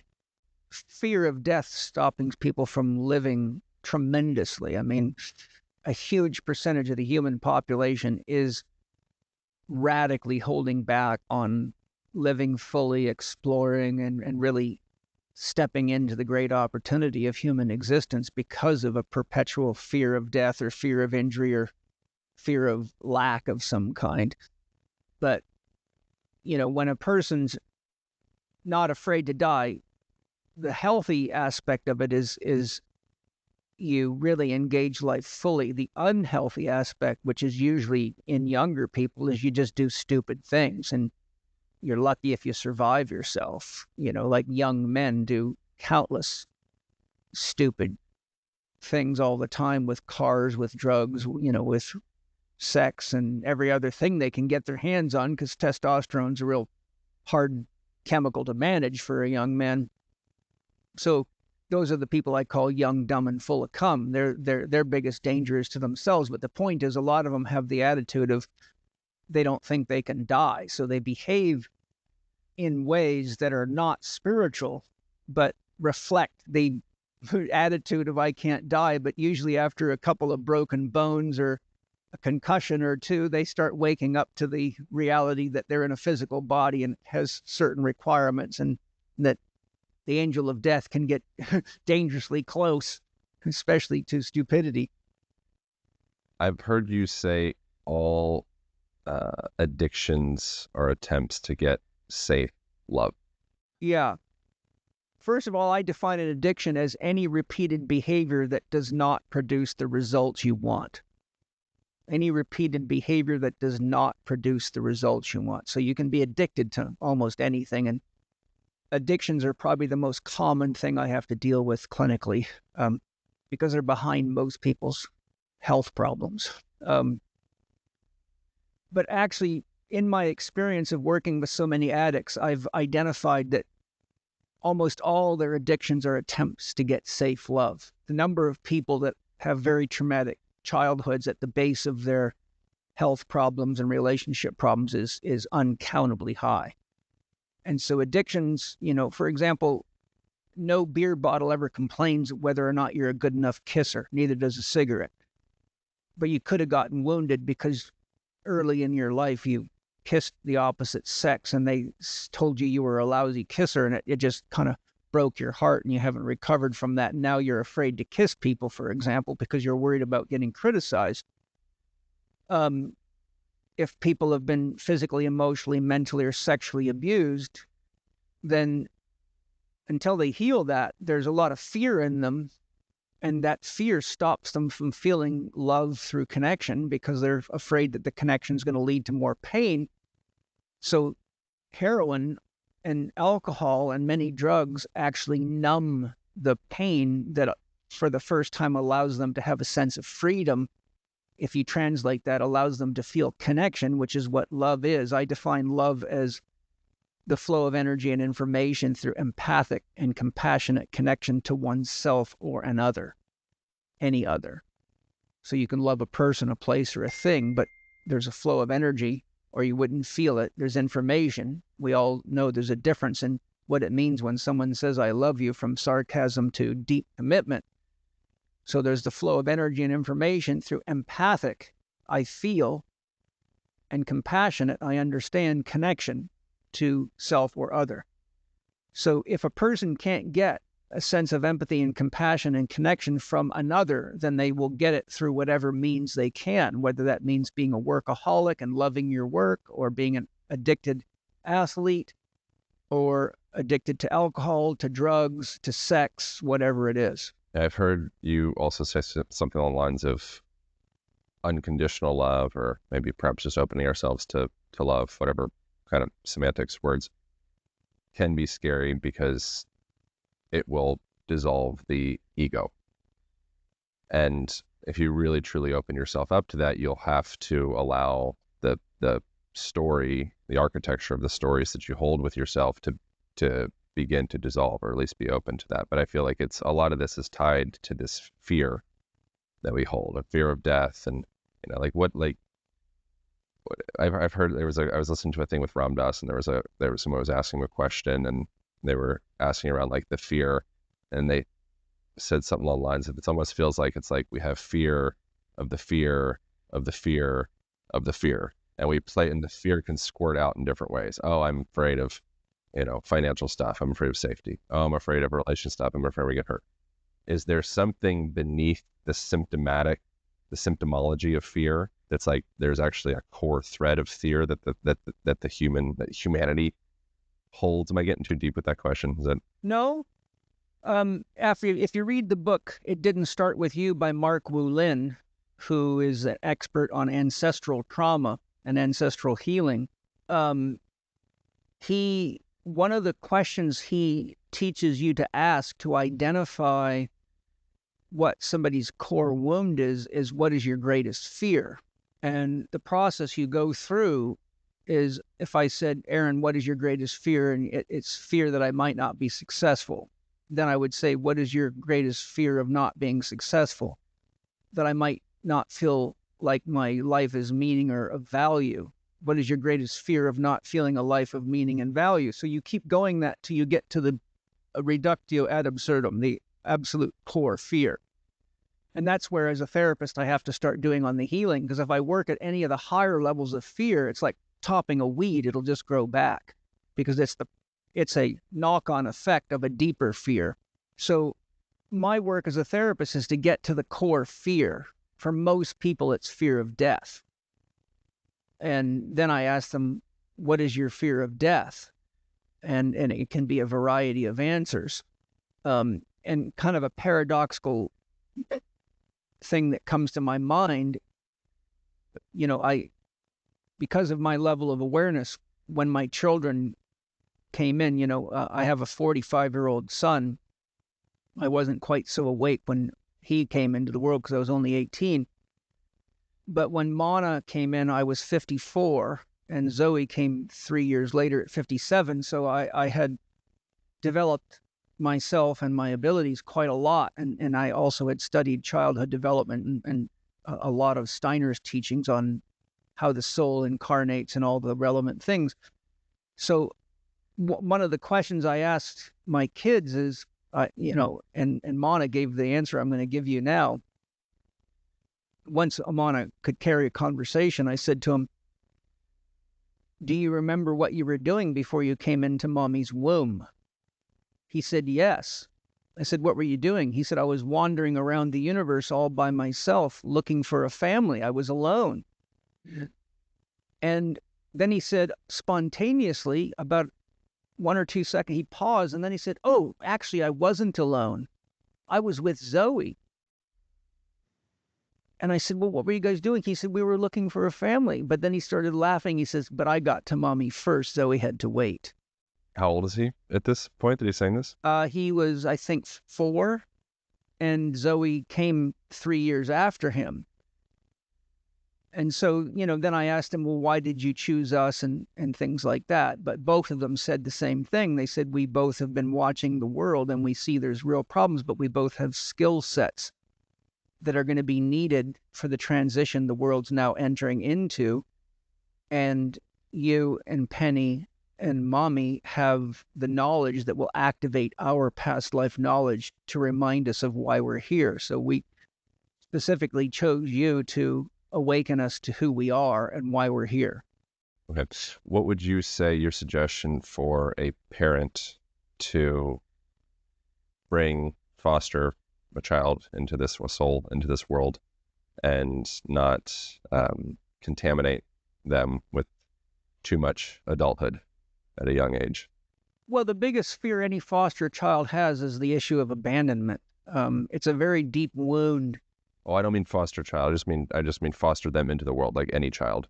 Oh, any child, like like how do I foster this soul into the world and not contaminate them with too much of me or too much of, just like I talked the author Neil Strauss. He has a son, and that was one of the things that he suggested to me in a conversation, was like that thing that's the most boggling for him is like, how do I maintain that imagination and the dream and the wisdom, like he holds this wisdom now. How do I not contaminate that and pollute that, but keep that safe and cultivate that for him? Yeah, I understand the question. Steiner, for example, warns that most parents should not play with their children until they learn how to play, because they are so judgmental that it actually stops the child from enjoying playing and can be very disruptive to its childhood.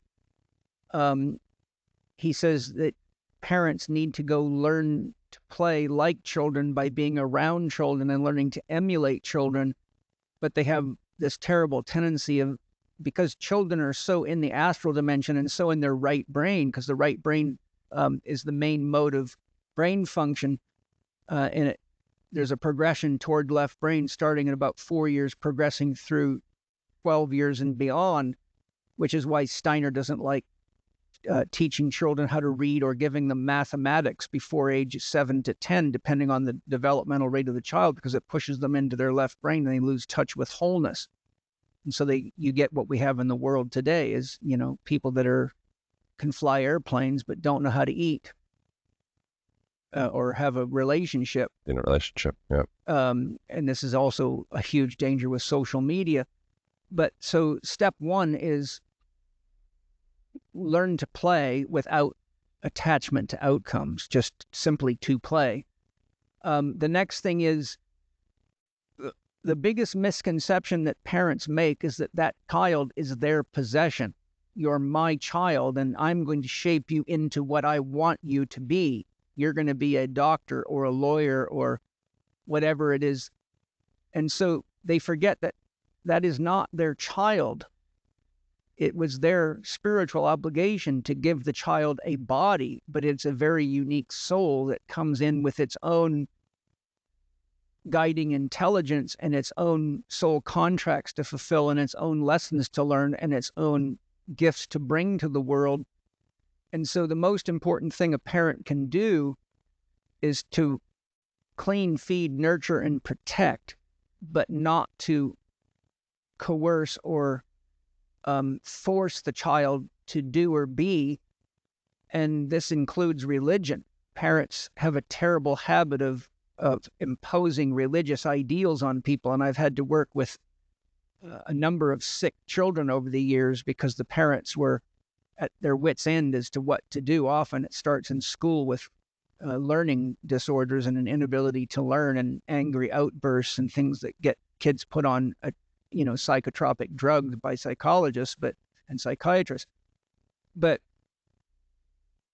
if the parent realizes this soul is a very unique being that's come to them to get indoctrinated into the time, place, and culture it's in so that it can carry out its own soul path, and we give the child exposure to as much as we can in its childhood, be it music, musical instruments, sports, books, toys. We have to let the child find itself. And they all, Arnold Mandel, famous psychologist, Jungian analyst, mathematician, expert in quantum physics, a genius who recently died, unfortunately, wrote many excellent books. He did research and showed that 70% of people became exactly what they dreamed they would be between ages 5 and 7. So if you go to a little boy who's 5 to 7 and say, what are you going to be when you grow up? And he says a policeman or a fireman or a doctor or a forest ranger, 70% of the people surveyed in large surveys actually became exactly what their childhood dream was, because the soul's already awake to why it's here. It just gets reminded of that by exposure to the right environment, such as seeing a fire truck, like we've taken the kids many times to the fire station, so they could all of a sudden realize I'm a fireman, and their whole life on the inside now becomes oriented to, directed to, and interested in everything to do with being a fireman. But when parents try to coerce the child into something else, it becomes extremely stressful. And it's actually quite dangerous, and Jung describes this very thoroughly in his writings, and that is something paradoxical can happen. If the child feels so stifled at the soul level that it can't do what it came to do. For example, if you have a kid who's naturally inclined to music and being a musician, but the parents keep telling it, quit goofing around on the piano all the time or the drum set or whatever, you need to study and, you need to become a doctor or an accountant or a lawyer or something respectable. The child's soul can actually get so much what we would call developmental stress that the soul actually can revert in polarity. So the daemon, the guiding genius, can become demonic to the degree that the heart of the child cannot be fulfilled. It can develop so much resent for its own parents, its own life, and even teachers that it feels like are forcing it to do things, that the polarity of love reverses and now it becomes rebellious. And so you can now have children that get into drugs really early. They need a way to escape the pain, or they start being violent. they do anything they can to demonstrate to the parents that they're not happy with their life and that they need help. I found this to be a very common thing of the children that I've had to help, because the parents hired me to help them with children that were being indoctrinated in Christian churches and were sent to things like Catholic schools, where they were getting all this hard rules and scary stuff about God and punishment, because the soul had already evolved beyond that level of development.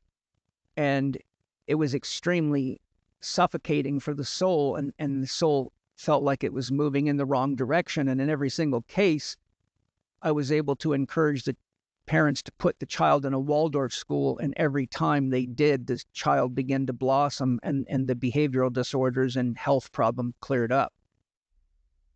Or get them into self-realization fellowship under Yogananda's teaching, which is another very Unitarian path that's open to all faiths and philosophies without judgment, or Baha'i, or things like that that are universal but not constricted to a belief system of any one type.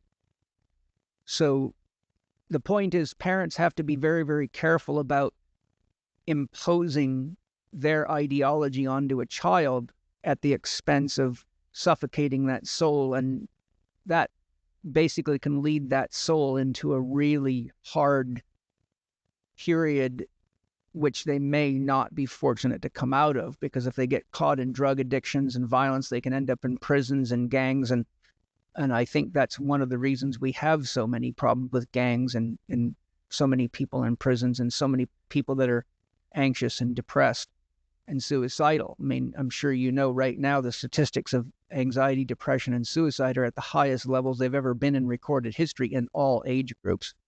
And I think it's because there's so much existential angst in the world right now, with things that really, COVID was the kind of the big bomb to the culture, and to the family unit, and to the soul, and to a sense of meaning. So now we have a tremendous problem with existential angst, and the children are feeling lost and hopeless. And one of the most dangerous things for a child is having parents that don't have any clear sense of direction in their life. That's very scary for a child. Like if mom and dad are fighting all the time and constantly bitching because they don't have enough money, and a lot of angry emotions, then the children, they feel confused, and they don't know what to do to help. So ultimately, the children inadvertently end up feeling it's their job to try to heal and help their parents, but children shouldn't be taking on those kinds of responsibilities, because it knocks them completely out of childhood, but it also leaves them feeling guilty and shameful because they don't really know how to rationalize what's happening, so they embody it as though it was their fault. And that's very traumatic to a child. It's more weight than a child can usually hold, which is one of the reasons we have so much anxiety, depression, and suicide and disease amongst children, as well as other factors such as bad diet and environment and lifestyle. But you mix all those together, you got one hell of a melting pot for the destruction of a child's life. Thank you so much for making time to do this. I want to ask you one final kind of closing thing. I'd love to keep on talking for another hour, but if there was the biggest lie from your perception that modern people might be convinced by, that if they released that lie that they tell themselves, might open them up to a deeper sense of ease or liberation or freedom or grace or love in their life. Is there any standout lie that people are telling themselves with regularity? Yes. And it's not their fault. It's the product of religious programming, and that is that God is out there, and that we're fallen, and that we're sinners, and that we're being punished, and that you have to go through another medium such as a church or Jesus or somebody else to get to God. And so what happens is people live their life always trying to figure out how to be lovable enough to get God's approval, which makes them very afraid of death and God. But in actuality, all creation from every aspect of the universe, the multiverse, or whatever dimension you want to speak about it, is God embodied. God is the earth, the water, the fire, the air, the birds, the bees, the flowers, the trees, the human beings. There is nothing that is not God. By definition, God is prime source. Anything that is in creation is an expression of the divine dreaming itself into existence for its own self-realization, its own awakening, and its own experience. And even though God is said to be omniscient, all-knowing, people forget that there's a difference between knowing and experiencing. God can't know its own perfection until it tests it. We can't have wisdom without the actual process of life and learning and growing and having the challenges and trials that ultimately produce wisdom. So God actually dreams itself into existence, falls asleep in the dream, and we and all living beings are God embodied, going through the process of getting experience so that its knowing can be verified through experience. So one of the biggest story that people tell themselves is that God's out there and they're always trying to be good enough and petitioning with God for acceptance. But in reality, God is the only source of a soul, and all souls are inherently God's unconditional love on a journey of self-realization and self-expression. And each soul brings something unique to the world, and only that soul can give the world. And if we realize that there's nothing here but God, and we realize that the best way to love God is the way we would love to be loved, and that means taking care of the environment. It means taking care of each other and having morals and ethics that are universally applicable, which is why the Golden Rule is probably what should have been written 1,000 pages over in the Bible, instead of all the confusion and things that make so much religious text so challenging for people to understand and abide by. I mean, that's why there's 45,000 branches of Christianity. The Bible's confusing enough to lead to mass confusion. And so if we really realize that doing unto others as you would have them do unto you, that's the golden rule. Then the silver rule, as I learned from Annie, I can't remember Annie's name. She wrote a book called Healing with Haiku. She created the silver rule: do to yourself as you would have others do to you, meaning you have to love yourself first, or you won't know how to love others. So the gold and the silver rule really are the truth about God. If you understand what God is, then treat everybody as though they're an expression of the divine, and they naturally will treat you in a way that is reciprocal to the way you've treated them. So I think if people can just ask some honest questions, how did all this get here? How did I get here? Who am I and what am I? And keep tracking it back, just like I said you do with your fears. I'm afraid of this. Well, what would happen if that happened? Why is that so fearful? If you say, where did this come from? Where did that come from? Well, you get to an impasse, and we use the word God as a placeholder for the mystery from which it all emerges. And we are all living in, as, and through the mystery that is God itself. But God has no name or no face except yours and mine and everybody else's. Which I think that is, that doesn't conflict with Christ, what you're saying. From my perspective, I believe like Christ consciousness, to me, it feels like coming into what you're saying, coming into seeing, compassion and empathy for all things. Yes, the key distinction there is Jesus is a story about a man, which is an allegorical teaching story and is a parallel to many myths. For example, if you read the book, The World's 16 Crucified Saviors by Kersey Graves, he shows you there's been 16 saviors that have come, died, resurrected in 3 days, etc. And that it's not by any means something Jesus was select.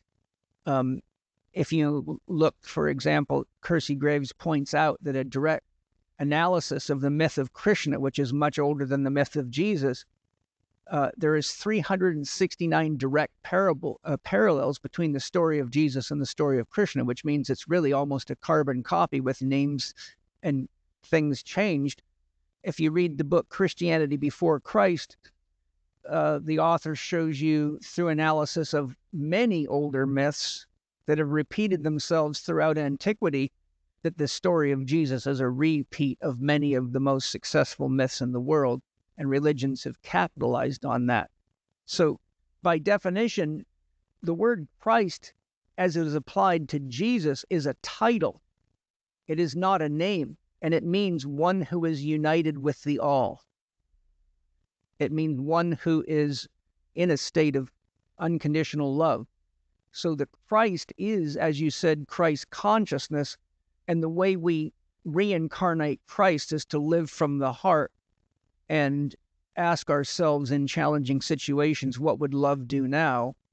And do our best to use our heart to feel what we know, not our judging mind. And that is the journey from the head to the heart, which may take 1,000 lifetimes for some people, and it might take one. But to be Christ-like means to live from your heart and recognize that everything here is God and everyone here is God. So act that way. And this is why I love the first principle of Sufism, by the way. The first principle of Sufism is there is no God but God. I worship everything and everyone. And to me, that is a very awakened statement. Yeah. And religious tribalism is ironic because it perpetuates division, which is the opposite of Christ consciousness perspective. So I don't think that it like having perspectives like this goes against many belief systems. It's just the perversions that arose from people atop of the belief system. Mostly people that want to commandeer the belief system to take advantage of people, and that goes on for as long as human beings have been alive. That's really one of the challenges with religion. Personally, I have no problem with religion because it's got a very important function. I have a real problem with the co-opting of religion and the corporatizing of religion for money, power, and control, because now it is no different than brainwashing. And unfortunately, that's what's infected the planet. And people like Walter Russell and Rudolf Steiner and many others give very clear descriptions of exactly how that's been done. When you hang your hat on the Jesus story, then you're hanging your hat on a myth. When you put your investment in Christ, you're putting your investment in something that is universal and applicable to all people in all places and all times. The Jesus story divides. The Christ consciousness integrates and unifies. So that's how I handle that, because religion is at the root of more of my patients' illnesses and diseases than anything at all. Yeah. And my belief, and then we'll wrap up because you gotta go, but my belief is to kind of summate the whole thing, everything we were talking about before of fractured psyches and the mirror having a fracture and, there being a dark spot, which opens you up to entities, whether if that's too far out for someone to believe, you could think of that as like metaphoric or literal, depending upon your perspective on things. But that could be toxic people coming into your life, parasitic people coming into your life, parasitic activities that you end up choosing, becoming obese, living in anxiety, living in fear, living in, all of those things. A path towards that unitive, Christ consciousness, it seems to me, is the solution in that. That doesn't need to be called any religion. It's just the path. No, it can be called Buddha consciousness. It can be Tao consciousness. They're all the same. They're just different names for the same thing.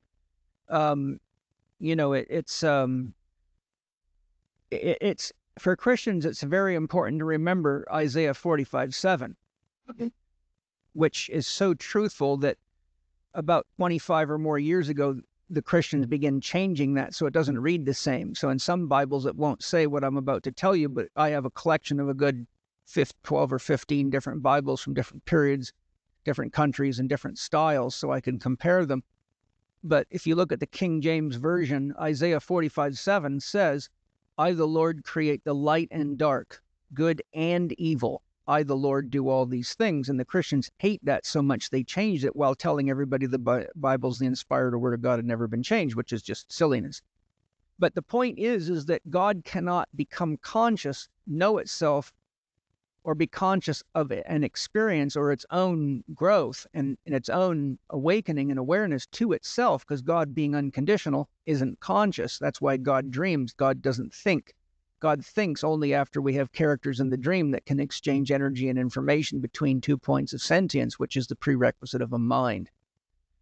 So the point that I'm bringing up here, I create the light and the dark, good and evil. Those are the two polarities that you have to have consciousness. You can't know what north is without south, male without female, up without down, inside without outside. And God can't know itself as only the good, and the good means nothing without bad or evil. So essentially, evil paradoxically upholds the good. It points to it so we know what it is and what it isn't.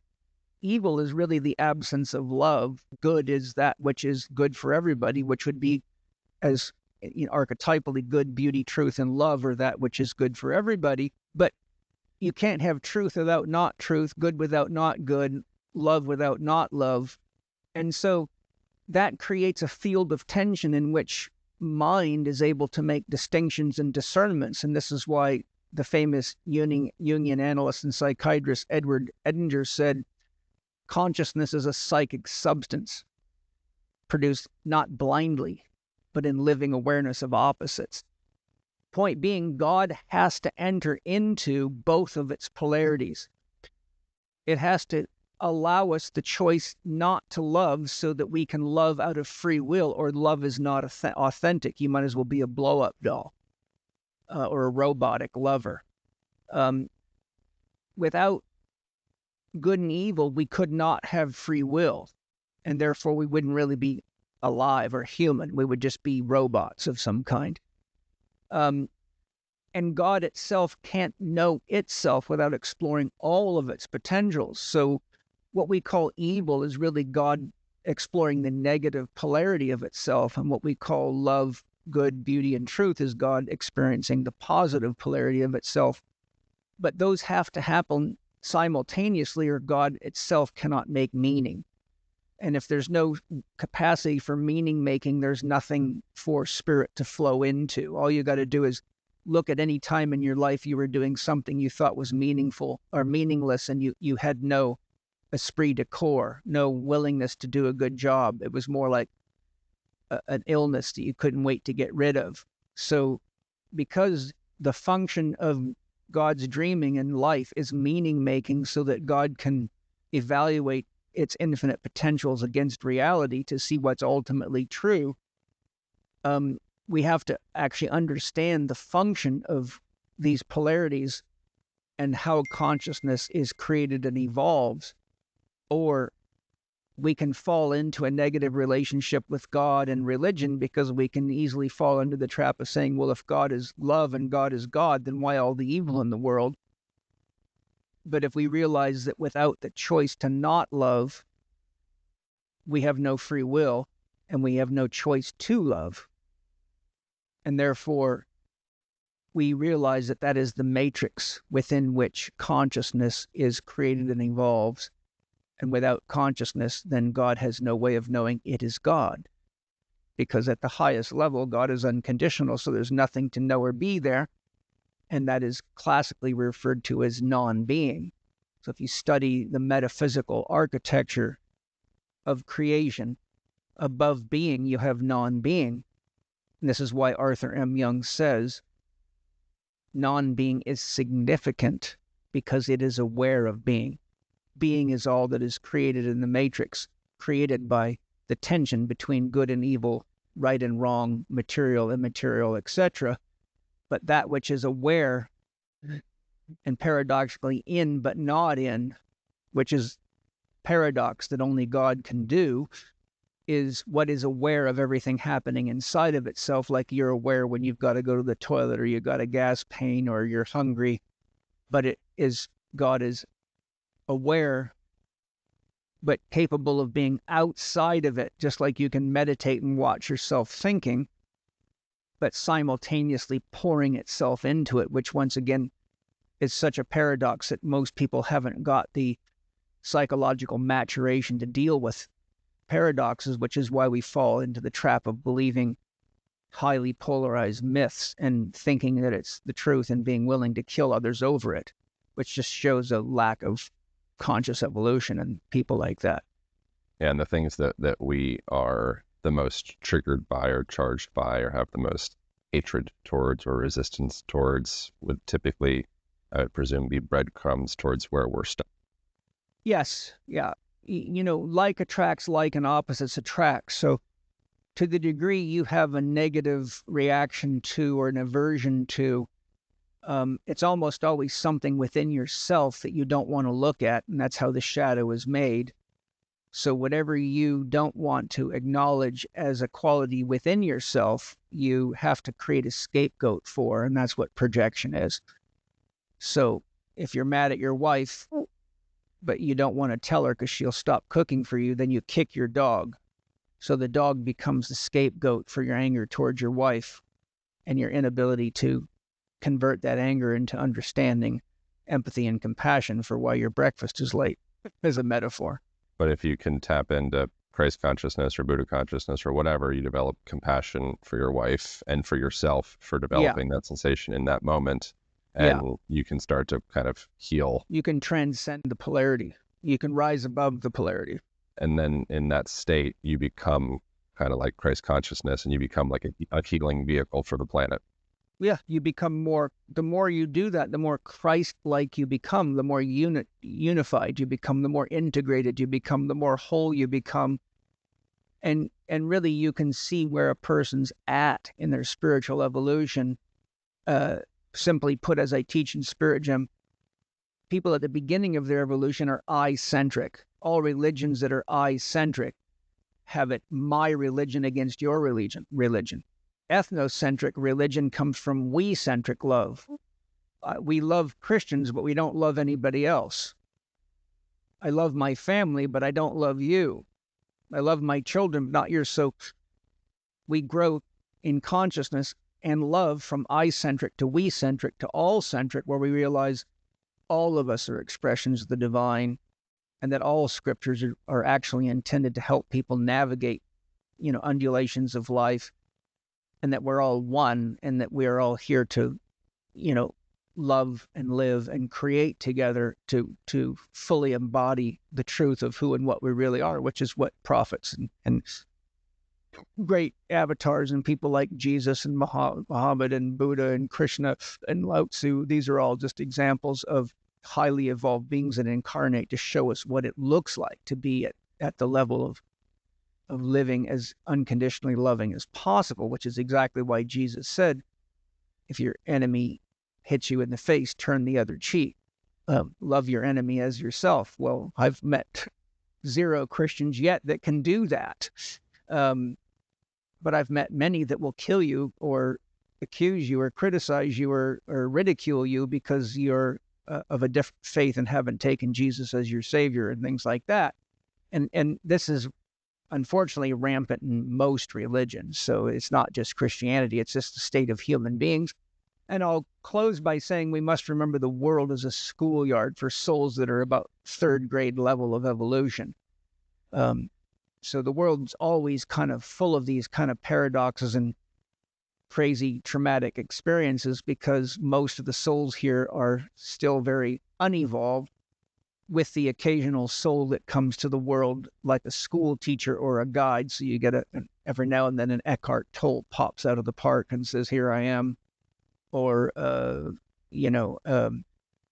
Yogananda or a Ibn al-Arabi or, Meister Eckhart or Saint Hildegard of Bingen or Father Thomas Keating or, people like that. They come back to school to guide and to help organize us so that we don't get too lost in our own mythology. Yeah. And those prophets usually don't take themselves too seriously, I don't think. Well, they know who and what they are, so they paradoxically do both. They take it seriously because they know they're emissaries of God, and that they're here to help God wake up. but they don't take it seriously because they know the worst thing that'll happen is you die, and you'll always know the truth when you die, and that you can't really die. So it's all, that's why we have the concept of Maya, the grand illusion. Arthur M. Young warns, though, don't think it's the illusion like an illusion, like a video game. It is the illusion. It's the only way God can know itself and experience itself. So paradoxically, it's an illusion, but it is the illusion, and it is the dream of life itself. Thanks so much, man. Yep, my pleasure. Yeah. People, to go deeper into your work beyond this, where could people go from here? Those that want to learn more about my holistic approach to spiritual development are welcome to check out my Spirit Gem. I have a free Spirit Gem mini course that they can sign up for at myspiritgem.com/mini course. You can get 15% off any of my levels of Spirit Gem membership at myspiritgem.com if they use the promo code ALIGN15. You can learn a lot more about me in general at paulchek.com, where it's kind of a hub for all of my work. And then you can see the website for my Institute for Holistic Health at chekinstitute.com. And my Spirit Gem podcast is on any of the major channels, but you can also see it at paulchek.com/podcast, which is on all the major outlets. And then I have a YouTube channel with something like 1,300 videos I've done for healing for the public on almost everything from exercise to you name it. And that's youtube.com/Paul, CHEK Live, Paul Chek Live. Instagram is at paul.chek. And, all the other ones, TikTok, Twitter, they're all either at paul.chek or Twitter's at Paul Chek. Facebook, Paul Chek, SPAGE. I'm not sure. I don't use those. Penny gives me this list, but it's not hard to. I figured. they're not. I'm not hard to find. I mean, you can type my name in any search engine, but paulchek.com is sort of the hub. So if you want to see what's available through my life's work, then paulchek.com is kind of an axle around which all these other sites turn, and there's tabs to go to each of them, and the podcast is there, and the Spirit Gem program, which is my magnum opus. It's 15-volume book series synthesized down into 75 video lessons for over 80 hours of training, and a community forum where I give lessons each week. And there's a podcast membership as well with a forum.